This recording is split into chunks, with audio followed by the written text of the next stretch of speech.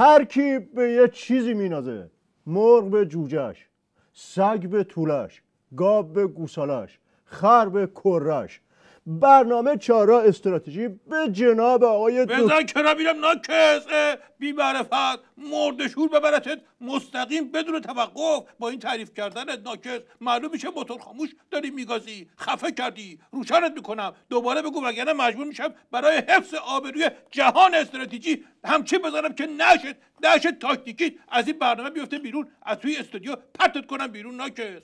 آقای دکتر با همه احترام خیلی هم دلتون بخواد یه هفته فکر کردم زیباترین توصیف بین شما و برنامه رو بگم. نگو که باید میگفتم در خدمت ابر استراتژیست نظام هستیم. بله.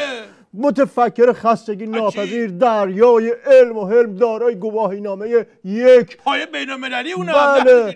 بله کسی که رو کورنر خودش هد میزنه، توپو با تور آشنا میکنه، تو پیچ و واپیش گردنای هراس. بله اونم شب با بار میرگه. بله دنده عقب 30 کیلومتر میره بالا، دستی رو میکشه سویچو تحویل میده. آقای دکتر یه خود از اون آتیش عصبانیت هم کم شد، ولی خیلی مواظب باش، حواست جمع باشه دوباره خرابکاری بالا نیاری. آیه دکتر یه بسیجی نامه نوشته گفته من گیج شدم. چطوریه که 2 تا کشتیمون از سواحل سوریه برگشتن، قرار بود 70 روز بمونن آموزش بدن، 7 روزم نموندن. نکنه خدای نکرده. آره خدای کرده برگشتن کشتی ها رو تو دستگاه فرقون رو بیل ببین. آیه دکتر منو هم مثل اون بسیجیه گیج کرده. هیچی، مرحوم بابایی همیشه میفرمودن بزن بهادر. عرض کردم بله، میفرمودن که مشنگه میخواست خبر مرگ باباشو به داداشش بده، گفتش که داداش بی اینجا 2 تا بیل با یه فرقونم با خودت بیار، بریم واسه آقا جون قبر بکنیم.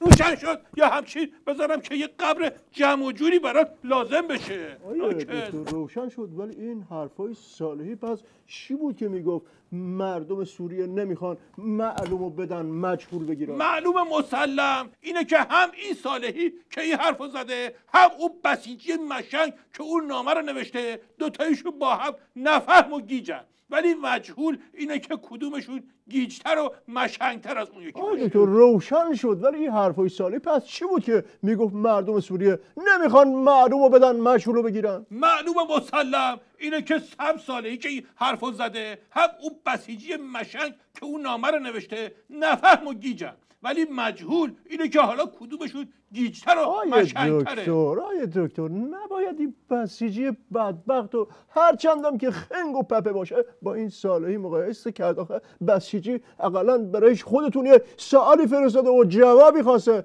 این بابا که بلند شد رفت تو تلویزیون جر زدی حرف رو. به هر حال بگذاریم فقط یه سوال کوچیک، نظام نمیتونه بخشی از اقتدارشو بفرسته سوریه که این بدبخت رو نجات بده و از ته چاه بکشه بالا؟ چرا خیلی وقته که همین اقتدار رو فرستادیم اونجا ولی نشش از ته چاه اومد بالا. مرحوم بابایی همیشه میفرمودن بزن بهادر.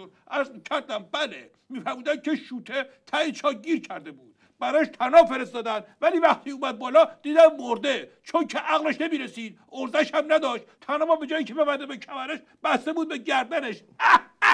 روشن شد یا همچی بذارم که از ته چاه با همون وضعیت بیایم بالا. آیه دکتر در رابطه با انتخابات یک نگرانی شدید داره. اصلا جای نگرانی شدید و غیر شدیدش نیست، همه چی خوبه. الان ستاد انتخابات کل کشور کاراشو کرده، اعلام کرده که به کوری چشم بدخواهان همه صندوقای رای از حالا پر از آرای مردم شده، خوب تمیز آکبند، جای نگرانی نیست. آیه دکتر این که همیشه بوده. من نگران اون 259 گم شدم. کدوم گم شده ها؟ شورای نگهبان میگه 3444 نفر رو برای انتخابات مجلس تایید کرده. وزارت کشور میگه 3703 نفر. میخوایم ببینیم که این 259 کاندید یک هفته مونده به انتخابات گم شدن چی شدن؟ میشی بابا تو هم حوصله داری؟ همچین گفتی گم شدن رو نگران، فکر کردم چه چیز مهمی گم شده.